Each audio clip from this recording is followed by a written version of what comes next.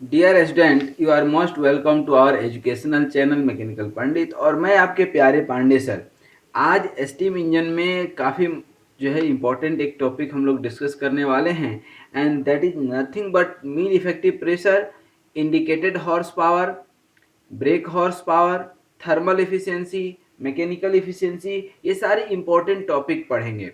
इसके पहले आपको याद दिलाएं कि जैसे कि ये लेक्चर नंबर 89 है। इसके पहले काफ़ी सारे लेक्चर्स में हमने जो है स्टीम इंजन के बारे में पढ़ाया है, समझाया है, जैसे कि डिफरेंट टाइप्स ऑफ टर्मिनोलॉजी। और ये तो जो है पावर पॉइंट के हेल्प से, एनिमेशन के हेल्प से भी हमने काफ़ी वर्किंग जो है बेहतरीन तरीके से दिखाने की कोशिश किया है। अब आप ये देखेंगे तो कुछ टर्म्स की हमने बात किया था, थोड़ा सा हम इसको डिस्कस कर लें। देखिए किस तरह से सिलेंडर और पिस्टन अरेंजमेंट आपके सामने है। इस सिलेंडर पिस्टन अरेंजमेंट में आप एक जो चीज़ देख पा रहे होंगे, that is the stroke, that is the diameter. with the help of diameter you can find out the area of the cross sectional area of the cylinder, that is called bore. Diameter को ही कहते हैं bore. फिर ये stroke, फिर आप area of the cross sectional area of the cylinder into stroke will be the volume. और ये हमने different types of the volume भी बताए थे, ठीक है ना। फिर डेड सेंटर क्या होता है, स्वेप्ट वॉल्यूम क्या होता है, ये सारी चीज़ें जो है बताए थे। एक्सपांसन रेशियो किसको बोलते हैं, कट ऑफ रेशियो किसको बोलते हैं, मीन इफेक्टिव प्रेशर। अब यही मीन इफेक्टिव प्रेशर आज पढ़ना है हमें, ठीक है। अब वो पढ़ें उसके पहले थोड़ा सा आप इस डायग्राम में समझ लीजिए कि ये जो आपका रहता है, ये दो कंडीशन हो सकता है। जब इंडिकेटर डायग्राम पढ़ाए थे तो एक तो आपका वॉल्यूम यहीं से स्टार्ट हो सकता है, यहीं से आपका जो है स्टीम का इनटेक शुरू हो सकता है। ये स्टीम इनटेक है, एडमिशन ऑफ द स्टीम। और फिर ये एक्सपांसन है, फिर ये रिलीज है, ये एग्जॉस्ट है, और फिर ये एडमिशन है। तो इसी को विदाउट क्लियरेंस वॉल्यूम हमने दिखाया, और ये विथ क्लियरेंस है। थोड़ा सा क्लियरेंस हम देते हैं, क्यों देते हैं, ताकि स्टीम का एडमिशन स्टार्ट हो पाए, ठीक है। या जो सिलेंडर पिस्टन हमारा है, यहाँ जो आप देख पा रहे हैं कि ये जा करके जो है यहाँ पर टकराए नहीं, किससे, टॉप डेड सेंटर से। That is very much important, ठीक है ना। आज इसी को लेकर के हम लोग आगे बढ़ने वाले हैं, ठीक है। फिर इंडिकेटर डायग्राम हमने पढ़ाए थे, ठीक है ना। इंडिकेटर डायग्राम में भी ये एक्चुअल इंडिकेटर डायग्राम आप देख रहे हैं, और ये सॉरी ये हाइपोथेटिकल देख रहे हैं, और ये एक्चुअल इंडिकेटर डायग्राम देख लीजिए, ठीक है ना। ये सारी चीज़ें हमने आपको बताया था।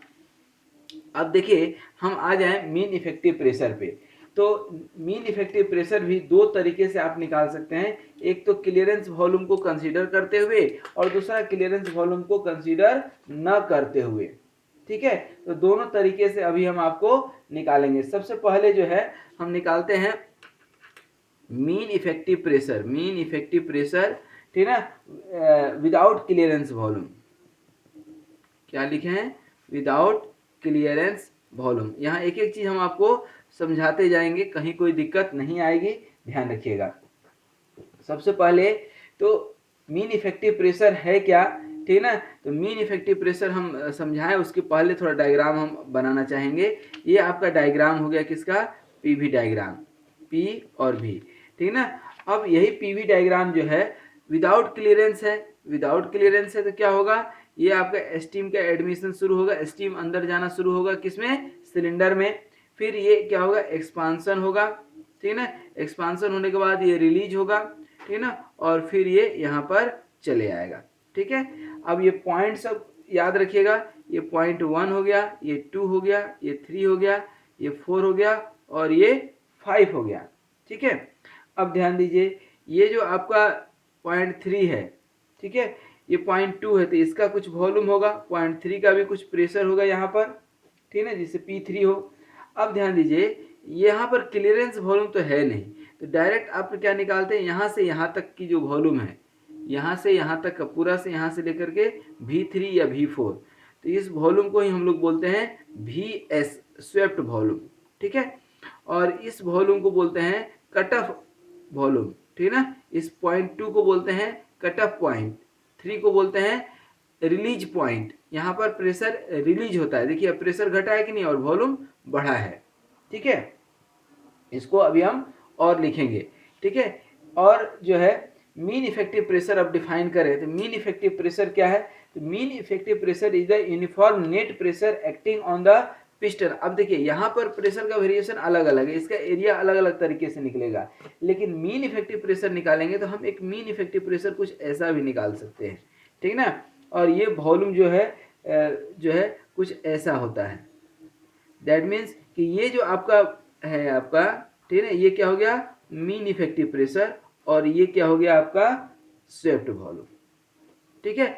अब इसमें और इसमें अंतर समझ पा रहे हैं कि ये जो वेरिएशन है, ये हाइपरबोलिक जो है शेप जो है, हाइपरबोलिक एरिया निकालना होगा, इसके चलते जो है हमने ये मीन इफेक्टिव प्रेशर निकाल लिया।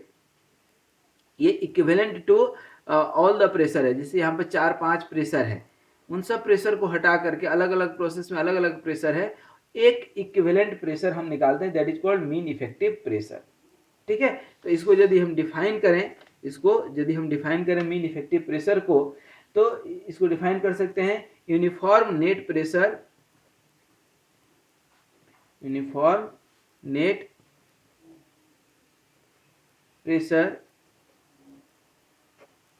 acting on the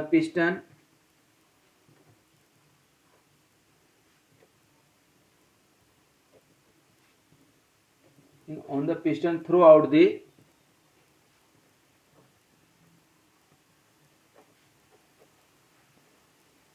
working stroke, ठीक है। अब इसको हमने डायग्राम के हेल्प से ये दिखा दिया आपको, ठीक है ना।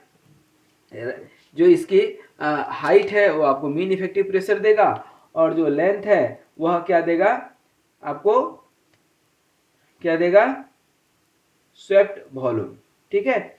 अब यहाँ पर वर्क डन निकालेंगे तो क्या हो जाएगा, यही एरिया, तो PM into VS, this mean effective pressure into volume. लेकिन मीन इफेक्टिव प्रेशर कैसे निकलेगा, सवाल ये है कि आप तो यहाँ पर वर्क डन निकाल लेंगे क्या PM इंटू VS, लेकिन सवाल है कि PM कैसे निकलेगा, मीन इफेक्टिव प्रेशर कैसे निकलेगा।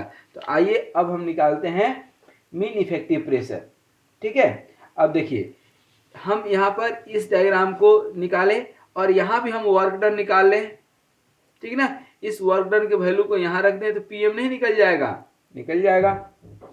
तो for cycle without clearance volume, ठीक है ना, दैट मीन्स कि हाइपोथेटिकल इंडिकेटर डायग्राम की तरह ये हो गया। अब इसका हम निकालते हैं वर्क डन पर साइकिल, क्या निकालते हैं वर्क डन पर साइकिल। अब इसको थोड़ा सा समझिएगा, नहीं समझिएगा तो नहीं बनेगा। वर्क डन पर साइकिल, ठीक है ना। वर्क डन पर साइकिल क्या होगा, चूंकि आपके सामने अब हम डायरेक्ट लिख रहे हैं, सबसे पहले ये सब जो एरिया है यही होगा ना, तो हम ऐसा कर सकते हैं क्या कि इस एरिया का निकाले, ये जो रेक्टेंगल है ये 1 2 ये वाली, ठीक है। और आपको मालूम होगा कि इसको क्या बोलते हैं बैक प्रेशर, ठीक है। और ये पूरा जो है यहाँ तक का निकालेंगे हम लोग, ये पूरा नीचे तक का, और फिर बाद में इसको जो है ये 5 4 और इसको मान लीजिए 4 डैश और इसको मान लीजिए 5 डैश, ठीक है। तो ये 5 4 4 डैश 5 डैश को माइनस कर देंगे, पहले ऊपर का पूरा निकाल लेते हैं, ठीक है। तो ध्यान दीजिए, इसको सबसे पहले एरिया आप किसका निकालेंगे, ये P1 प्रेशर P1 और ये वॉल्यूम V2, तो ये रेक्टेंगल का निकल गया, ध्यान दीजिएगा P1 V2, ये पूरा ये निकल गया यहाँ तक का, बार बार मैं बता रहा हूँ P1 V2। अब किसका निकालने हम, यहाँ से ये नीचे वाले का और फिर इतना ऊपर वाले का, तो ये कितना हो जाएगा, ये 3 और इसको 3 डैश मान लीजिए, तो 3 डैश और यहाँ पर भी कुछ मान लीजिए, ठीक है। ये तो 2 हो जाएगा ना, 2 डैश, ये 2 से नीचे आ रहा है, तो ये एरिया, तो इसमें वॉल्यूम चेंज कितना हो रहा है, V3 माइनस V2 होगा कि नहीं, ये 3 है ना, तो V3 माइनस V2 हो जाएगा। तो यहाँ पर क्या हो जाएगा आपका एरिया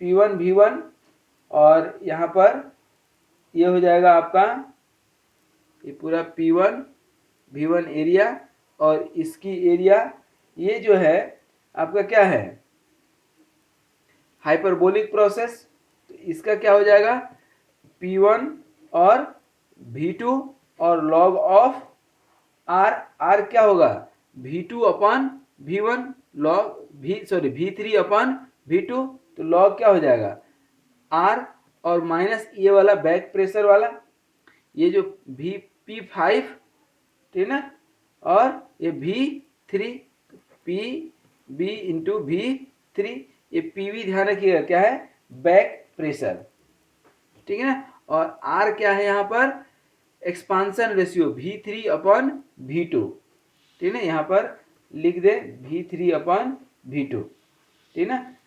P1 क्या हो गया आपका बॉयलर प्रेशर या स्टीम एडमिशन प्रोसेस, ठीक है।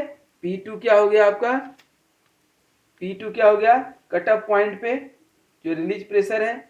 PB क्या हो गया आपका PB बैक प्रेशर, PB क्या हो गया बैक प्रेशर, ये P4 P5 के इक्विवेलेंट, ठीक ना। और ये R क्या हो गया आपका V3 अपन V2 एक्सपांसन रेशियो, ठीक ना। V2 क्या हो गया यहाँ पर कट ऑफ पॉइंट, ठीक ना। V3 या VS कह ले स्वेप्ट वॉल्यूम है, ठीक है।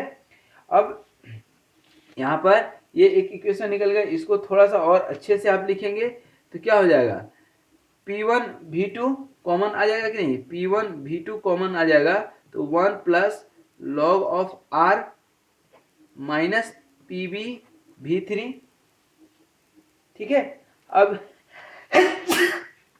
सॉरी, अब यहाँ पर मीन इफेक्टिव प्रेशर देखिएगा ध्यान से, यहाँ पर मीन इफेक्टिव प्रेशर कैसे निकालेंगे अब, यहाँ पर mean effective pressure PM is given by, उसको कैसे लिख सकते हैं आप ध्यान दीजिए, ठीक है। उसको आप कैसे लिख सकते हैं तो देखिए, तो वर्क डन अपॉन ये V3, ठीक है ना, वर्क डन अपॉन V3 या यही वर्क डन अपन क्या हो जाएगा VS, ठीक ना, हो जाएगा कि नहीं वर्क डन अपॉन VS, और यही यहाँ पर क्या लिखे हैं P1 V2 अपन V3 या VS जो भी लिखना है, V3 P1 V2 और इधर 1 plus log of ER minus PB और V3 इधर भी नीचे आ जाएगा, तो ये क्या बचेगा सिर्फ PB बचेगा कि नहीं। कुल मिलाकर के यदि नहीं समझ में आ रहा है तो आप ऐसा समझिए ये वर्क डन है, दोनों साइड हम V3 से जो है क्या कर दिए डिवीजन कर दिए, ठीक है। ये वर्क डन अपन V3, ठीक है ना, work done upon V3 that means कि यहाँ पर देखिए ये PM अपन VS है कि नहीं, तो PM वर्क डन अपन VS ये निकल गया कि नहीं, यही क्या हो गया PM इक्वल टू क्या हो जाएगा आपका ये P1 और V3 और डिवाइडेड बाई 2 कर सकते हैं क्या, V3 बाई V2 हो जाएगा, V3 बाई V2 को क्या बोलते हैं R एक्सपांसन रेशियो, ठीक है। तो ये R into 1 plus log of ER minus PB, और ये हो गया आपका मीन इफेक्टिव प्रेशर। ये याद रखने वाली चीज है किसके लिए स्टीम इंजन के लिए।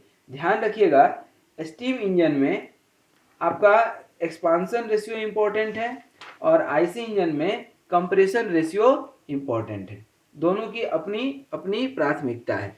तो ये अब आपको समझ में आ गया कि मीन इफेक्टिव प्रेशर कैसे निकाले और कितना निकाले विदाउट क्लियरेंस। यहाँ पर क्लियरेंस हमने कंसीडर नहीं किया है, एकदम ध्यान रखिएगा इस चीज को, ठीक है, ये कंफ्यूज नहीं होना है, ठीक है। उसके बाद आइए अब जो है mean effective pressure with clearance volume निकालेंगे, क्या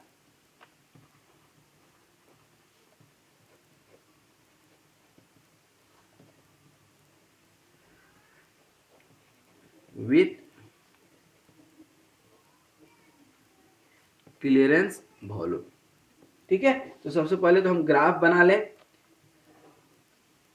क्लियरेंस वॉल्यूम के साथ ग्राफ क्या होगा हमारा, तो ये क्लियरेंस वॉल्यूम यहाँ पर रहेगा, तो ये क्या हो गया क्लियरेंस वॉल्यूम, ठीक ना, 0.1 से 2, 0.1 से 2, और ये एक्सपांसन ये कांस्टेंट वॉल्यूम पर, और फिर ये जो है यहाँ पर आपका, ठीक है, और ये यहाँ पर ये एडमिशन होगा 1 से 2, 2 से 3, ये एक्सपांसन हुआ, ये रिलीज हुआ 0.4 तक, और ये 4 to 5 में अगेन एग्जॉस्ट हुआ, फिर 5 से 1 कांस्टेंट वॉल्यूम पर जो है एडमिशन शुरू हुआ। यहाँ से स्टीम अंदर जाना शुरू कर देता है, लेकिन यहाँ से ये चूंकि कांस्टेंट वॉल्यूम आप देख पा रहे होंगे, ठीक है, यहाँ से कांस्टेंट वॉल्यूम आप देख पा रहे होंगे, और ये जो वॉल्यूम है यहाँ से लेकर के यहाँ तक, इसको क्या बोलते हैं, स्वेप्ट वॉल्यूम। और यहाँ से यहाँ तक ये जो वॉल्यूम बचा आपका, ये जो वॉल्यूम है, यही है आपका VC, क्लियरेंस वॉल्यूम। इसी को हम यहाँ लिखे हैं clearance volume, with clearance volume. और ये तो आपका P और V, इसमें तो कोई डाउट नहीं है। अब देखिए यहाँ पर ये क्या हो गया, यहाँ से एडमिशन शुरू हो गया किसका, स्टीम का, और यहाँ भी एडमिशन ही हो रहा है, माने स्टीम अंदर जा रहा है, लेकिन स्टीम भी अंदर जा रहा है और पिस्टन का मूवमेंट भी शुरू हो चुका है। इस वाले दौरान पिस्टन का मूवमेंट जीरो है, पिस्टन मूव नहीं कर रहा है, there is no movement of the piston. इसको समझना बहुत जरूरी है, ध्यान दीजिएगा।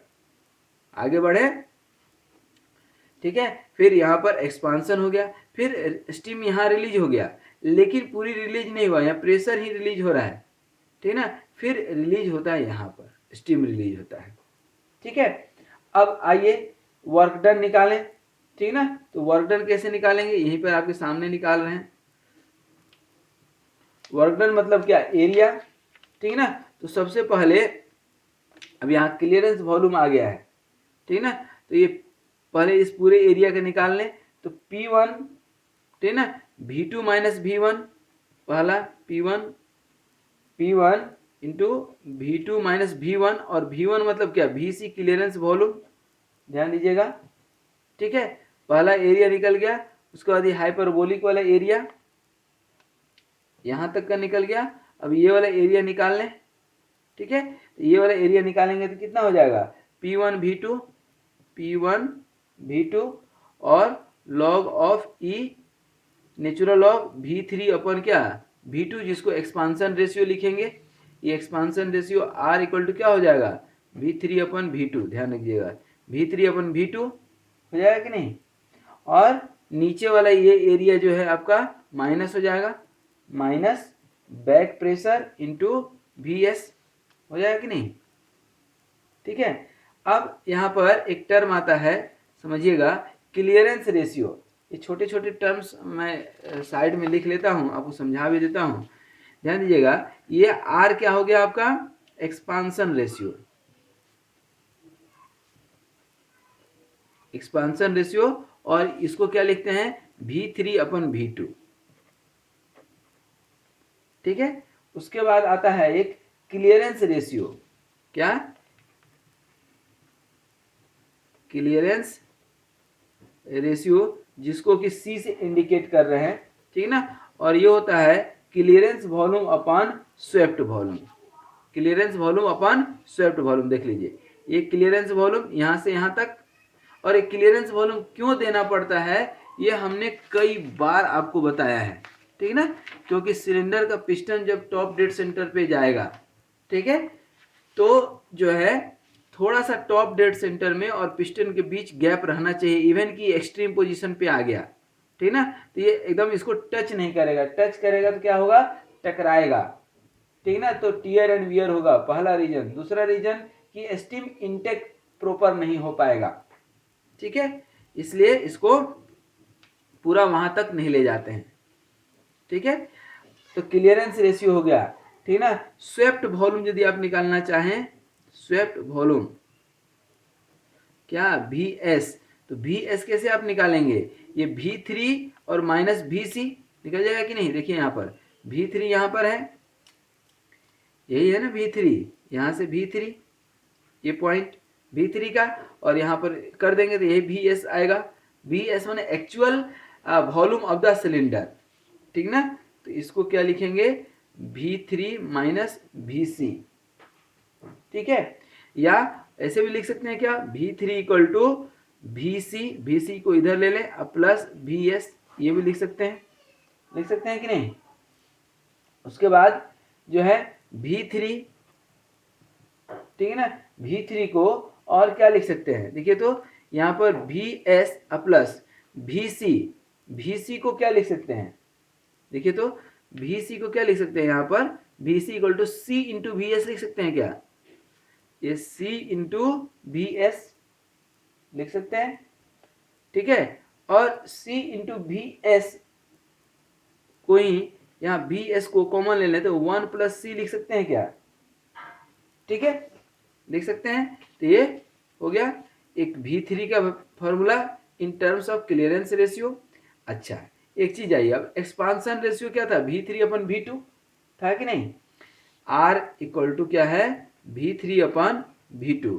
अच्छा, V3 को क्या लिखेंगे आप, देखिए तो VC प्लस VS लिखेंगे कि नहीं, VC प्लस VS अपन V2, VC प्लस VS अपन V2, ये क्या हो गया एक्सपांसन रेशियो, ठीक है। तो ये एक फॉर्मूला हो गया। VC प्लस VS को आप चाहें तो ब्रेक भी कर सकते हैं, ठीक है। V2 क्या है, V2 को थोड़ा समझिएगा, यहाँ पर V2 को आप क्या लिख सकते हैं, V2 को क्या लिखेंगे आप, V2 को तो कुछ लिखने की जरूरत नहीं है, V3 माइनस नहीं, V2 अपनी जगह पे है, कट ऑफ पॉइंट उसको वहीं का वहीं रहने दीजिए, उसको छेड़छाड़ मत कीजिए।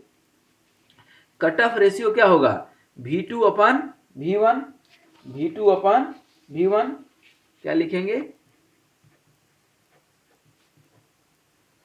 कट ऑफ रेशियो, ठीक है। और cut off ratio that means की जनरली 1 अपन R होता है, जब आप इसको करेंगे तो ये क्या होता है V2 अपन V1, V2 को कट ऑफ पॉइंट बोलते हैं, तो V2 अपन V1, ठीक है, V2 अपन V1, ठीक है। या इसी को V2 अपन VC भी आप बोल सकते हैं, V2 अपन VC भी बोल सकते हैं, ठीक है।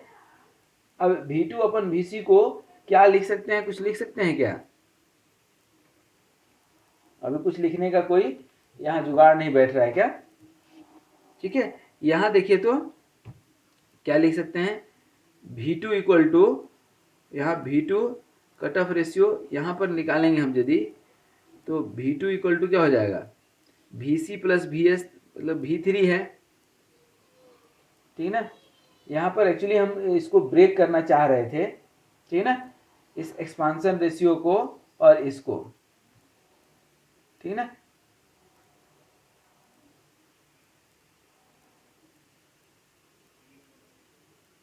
अच्छा, यहाँ पर एक मिस्टेक हो गई, ठीक है ना, एक्सपांसन रेशियो V3 अपन V2 सही है, लेकिन यहाँ पर V2 है, V3 आपने कंसीडर कर लिया है, तो यहाँ पर एक्चुअली क्या है कि V3 माइनस क्या होगा, क्लियरेंस वॉल्यूम भी तो है, V3 माइनस VC ऊपर भी हो जाएगा और V2 माइनस VC तो नीचे भी तो होगा, देखिए थोड़ा सा ये विथ क्लियरेंस वॉल्यूम है ना, तो ये क्या हो जाएगा V2 माइनस VC होगा ना, मतलब इतना ही हम ले लेंगे ना, और V3 मतलब ये इतना VS, ठीक है। तो अब समझिएगा थोड़ा सा, यहाँ पर इसको ही हम यहाँ पर लिख रहे हैं, तो V3 माइनस क्या हो जाएगा VC और V2 माइनस VC होगा कि नहीं, इसको थोड़ा सा इसको कट करते हैं, इसको यहाँ पर लिख रहे हैं, ध्यान दीजिएगा, V3 minus VC, V3 minus VC को ही आप क्या लिखते हैं VS, क्या लिखते हैं R इक्वल टू VS अपन क्या हो जाएगा V2 minus VC, V2 minus VC हो जाएगा कि नहीं। और कट ऑफ रेशियो जो है आपका V2 माइनस VC होगा, और ये तो V1 मतलब VC ही रहेगा, तो यहाँ देखिए तो कट ऑफ रेशियो जो है, कट ऑफ रेशियो क्या है V2 माइनस VC अपन VC, इसको हटा देते हैं, तो V2 माइनस VC को यहाँ पर क्या लिख सकते हैं, देखिए तो V2 माइनस VC को क्या लिखेंगे R अपन VS, R अपन VS, तो कट ऑफ रेशियो जो है यहाँ पर क्या हो जाएगा R अपन VS, तो मतलब ये आपका cut off ratio V2 minus VC अपन VC, और देखिए V2 माइनस VC अपन VS, आ रही बात समझ में। तो यहाँ पर cut off ratio V2 minus VC अपन भी सी, ये क्या था आपका कट ऑफ रेशियो। एक सेकेंड थोड़ा सा देख लें कट ऑफ रेशियो। यहाँ पर कट ऑफ रेशियो क्या है, यहाँ पर V2 माइनस भी सी, ठीक है ना, अपन भी एस, अपन भी एस, ठीक ना। भी सी देखिए यहाँ पर गलती से दे दिए, भी एस कट ऑफ रेशियो क्या होता है, भी एस, ठीक है ना, ये भी एस। तो यहाँ पर V2 माइनस भी सी अपन भी एस को 1/r लिख सकते हैं क्या, लिख सकते हैं। और यहाँ पर V2 निकालेंगे आप तो ये क्या हो जाएगा आपका, यहाँ पर भी एस, यहाँ पर भी एस अपन आर प्लस भी सी, ध्यान दीजिए भी एस अपन आर प्लस भी सी की जगह पर इधर कुछ निकाले थे, देखिए ना यहाँ पर भी सी, ये देखिए भी सी इक्वल टू सी इंटू भी एस हो जाएगा कि नहीं, सी इंटू भी एस, सी इंटू भी एस। अब यहाँ पर V2 निकालेंगे तो भी एस कॉमन ले लेंगे तो 1/r प्लस सी आ जाएगा कि नहीं। ये क्या हो गया आपका क्लियरेंस रेशियो, और ये क्या हो गया 1/r कट ऑफ रेशियो, ठीक है ना। थोड़ा सा यहाँ पर दिमाग से निकल गया कि अपने को क्लियरेंस वॉल्यूम लेना है, ठीक है ना। तो यदि थोड़ा सा आपको भी डाउट हो गया हो, डाउट हमें तो नहीं हुआ लेकिन हमारे दिमाग से निकल गया विथ एंड विदाउट वाले में, ठीक है। तो यहाँ पर थोड़ा सा ध्यान दे दीजिएगा, ठीक है, एक बार रिपीट करके देख लीजिएगा प्लीज, ठीक है ना। तो ये आपका V2 निकल गया, इस तरह से ये V2 निकला है, ध्यान दीजिएगा V2, और ये V3 आप निकाले हैं। अब हम निकाल रहे हैं वर्क डन, यही जो वर्क डन आप निकाले हैं ना, यहाँ निकाले थे कि नहीं। अब यहाँ पर हम इस V3 का और V2 का वैल्यू रखेंगे। क्या होता है कि V3 और V2 दोनों वेरिएबल होता है, ये VC और VS परमानेंट कांस्टेंट होता है। एक बार इंजन बना तो जो उस समय बन गया वही परमानेंट रहता है, ठीक है। तो यहाँ पर अब हम लिखेंगे, ठीक है ना, क्या लिखेंगे, यहाँ पर ध्यान दीजिएगा सब्सटीट्यूटिंग द वैल्यू ऑफ, यही जो वर्क डन है आपका, substituting the value of V2 and V3 in the equation of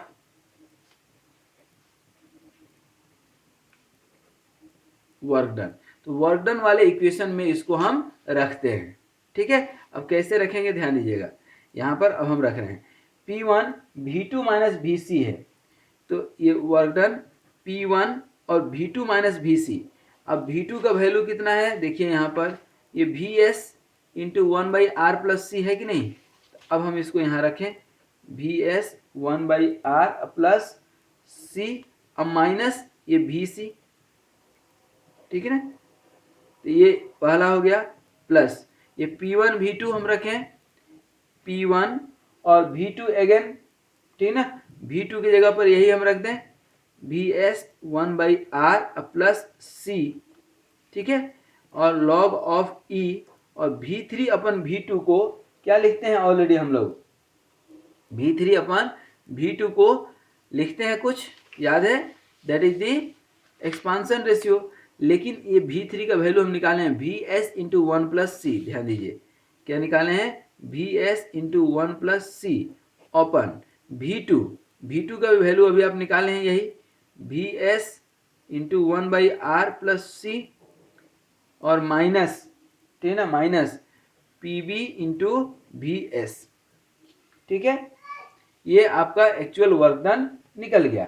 इसको अब थोड़ा सा सॉल्व करें, और हम सॉल्व करेंगे तो क्या आएगा आपका, ये P1 और VS कॉमन ले रहे हैं हम यहाँ पर, ध्यान दीजिएगा VS कॉमन लिए हम, तो क्या हो जाएगा अब आपका VS कॉमन लिए, ठीक है ना, तो क्या होगा ये C बच गया, ठीक है ना, ये C प्लस 1/r, और ये VC इक्वल टू, आप याद कीजिए VC इक्वल टू क्या होता था, अभी आप लिखे भी हैं कहीं, यहाँ देखिए यही है ना, VC equal to C into VS होगा कि नहीं, C इंटू VS, तो C इंटू VS लिख दें, C into V S common ले लिया तो क्या बच गया, अब सी बच गया, ठीक ना, अब प्लस, ठीक ना। फिर यहाँ पर अब देखिए थोड़ा सा, यहाँ पर देखिएगा क्या बचेगा, इसको नीचे ले लें, चलिए यहीं लिखते हैं, ये क्या हो जाएगा, पी वन वी एस, ठीक ना, इंटू 1/r प्लस सी और लॉग ऑफ ई, ठीक है। क्या ऊपर बचा, वी एस और वी एस कटा तो 1 plus C upon 1/r plus C minus P B into V S, P B into V S होगा। इसी को और थोड़ा सा अरेंज कर लें तो W इक्वल टू क्या हो जाएगा, ये पी वन वी एस, ठीक ना, अपन R कॉमन ले लिए, ठीक ना, R कॉमन ले लिए प्लस ये पी वन वी वन, ठीक ना, P one V one sorry P one V S 1/r plus सी,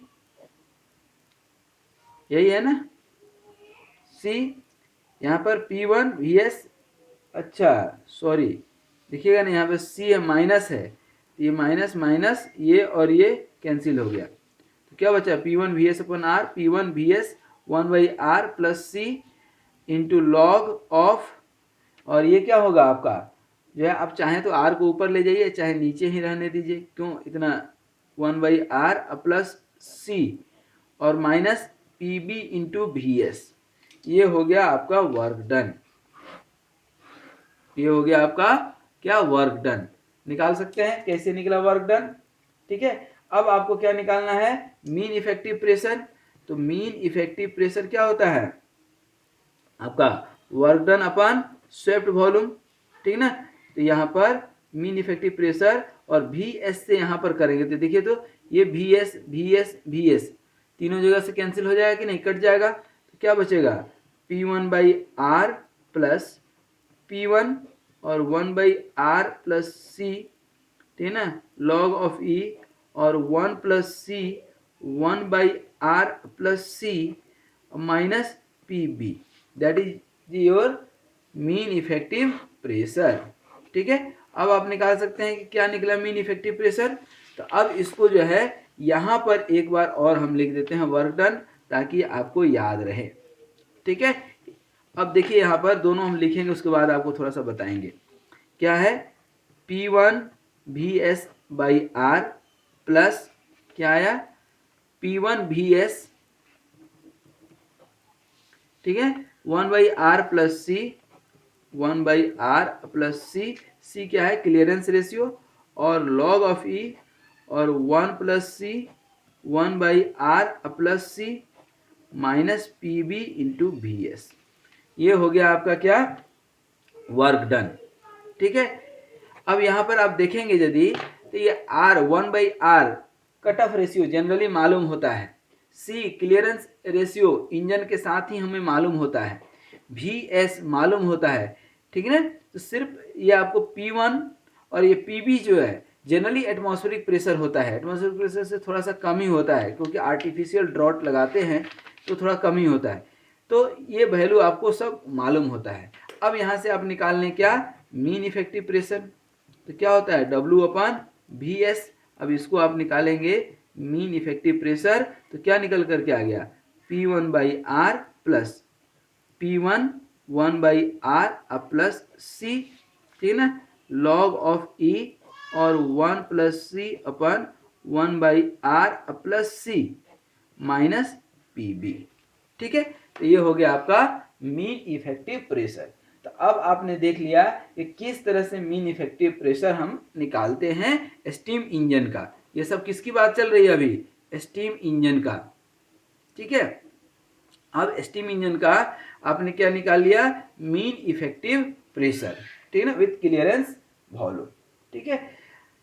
तो आज हमने आपके लिए निकाल दिया मीन इफेक्टिव प्रेशर, ठीक है ना, ये आपने निकाला किसके लिए, mean effective pressure without clearance और ये विथ क्लियरेंस, ठीक है। विथ क्लियरेंस में और विदाउट क्लियरेंस में आप देख पा रहे होंगे जो है विथ क्लियर, ये इसमें, ठीक है ना, ये है आपका with clearance, sorry without clearance, ठीक है, और ये है आपका विथ क्लियरेंस।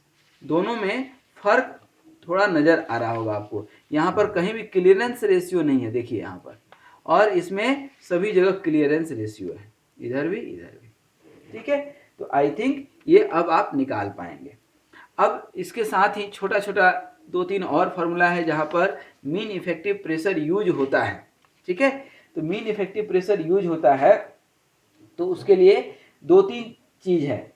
क्या है कि application of the mean effective pressure में सबसे पहले IHP निकालते, इंडिकेटेड हॉर्स पावर, ठीक है, या इसी को हम लोग सिर्फ इंडिकेटेड पावर बोलते हैं, ठीक है। तो power developed inside the cylinder, ठीक है ना, और represented by indicator diagram is called indicated power, ठीक है ना। इसको हम लिख सकते हैं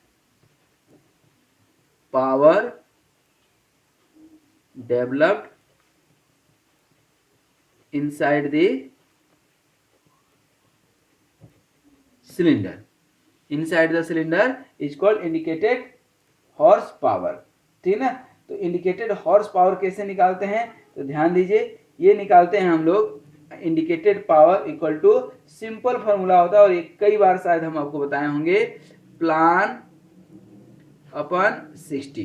प्लान के पी क्या हो गया, मीन इफेक्टिव प्रेशर, एल क्या हो गया स्ट्रोक, ए क्या हो गया क्रॉस सेक्शनल एरिया, और ये एन क्या हो गया आरपीएम, ठीक है ना, अपन 60, और ये पावर किस में निकलता है वाट में, ठीक है ना।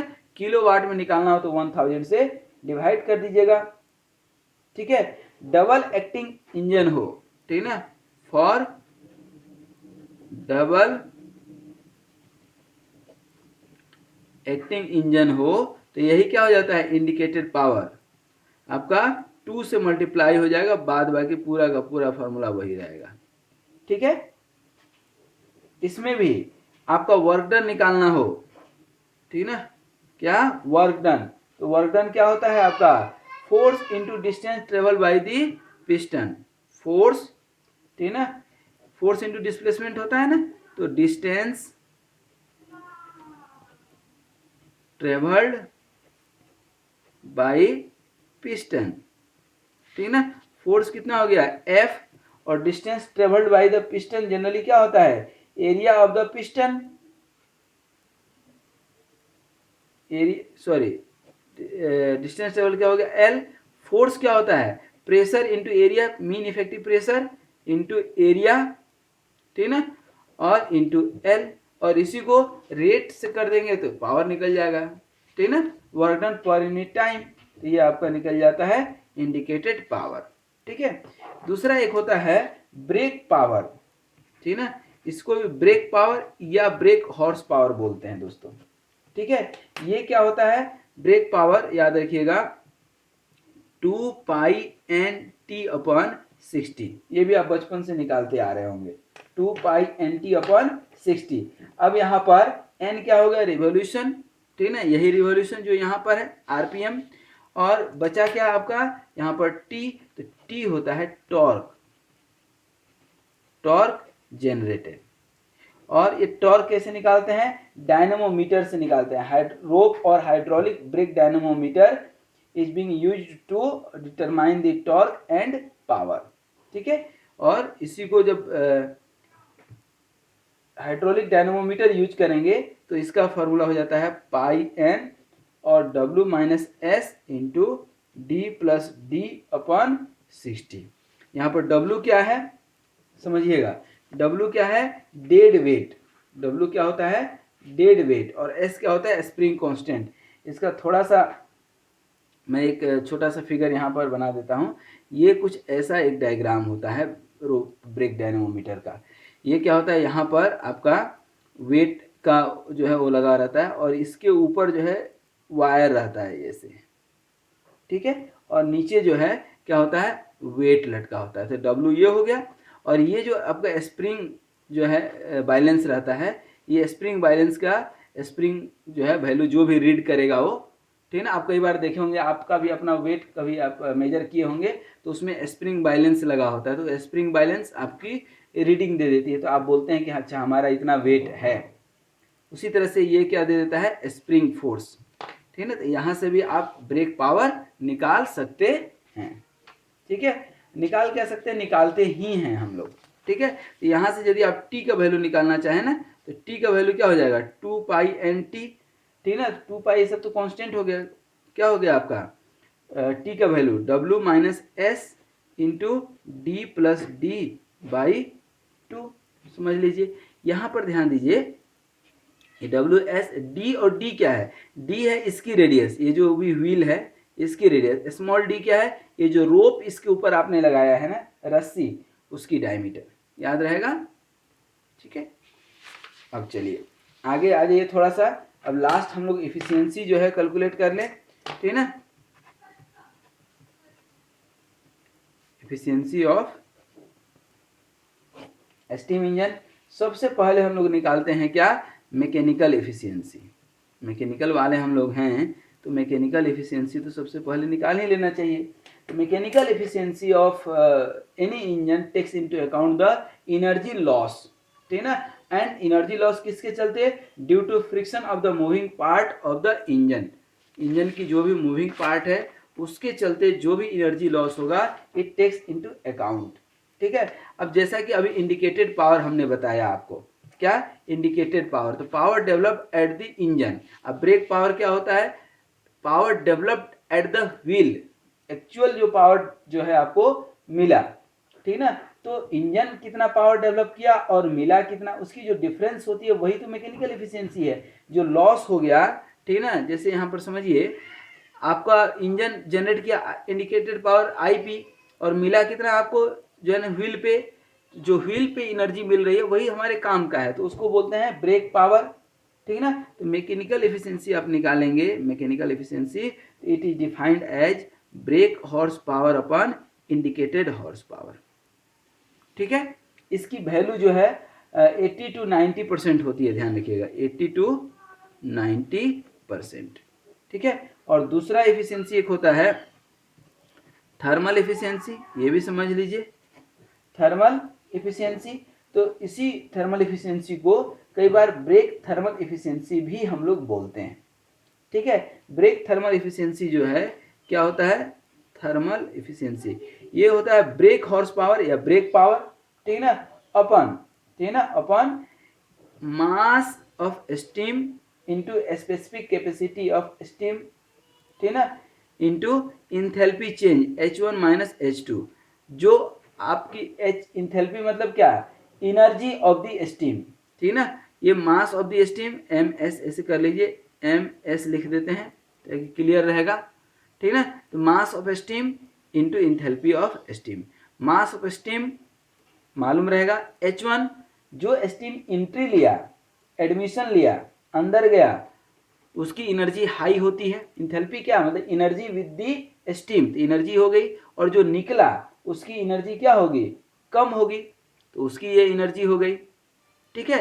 तो ये थर्मल एफिशिएंसी आप इस तरह से निकाल सकते हैं। और ये H1 H2 निकालने, ठीक है ना, मैं आपको थर्मोडायनामिक्स में बता चुका हूँ और बहुत बेहतरीन तरीके से बता चुका हूँ, इसलिए मैं बार बार बोलता हूँ कि जैसे आपका यही आपका अपना छोटा नन्हा मुन्ना प्यारा जो चैनल है, इस चैनल में जाइए तो बहुत सारे प्लेलिस्ट मिलेंगे, आप तो BME के प्लेलिस्ट में चले जाइए, BME के प्लेलिस्ट में थर्मोडायनामिक्स वाला सेक्शन आप देखिएगा, तो उसमें आपको इंथैल्पी जो है वेरिएशन मिल जाएगा, ये लेक्चर नंबर 61 62 के आसपास होगा, ठीक है।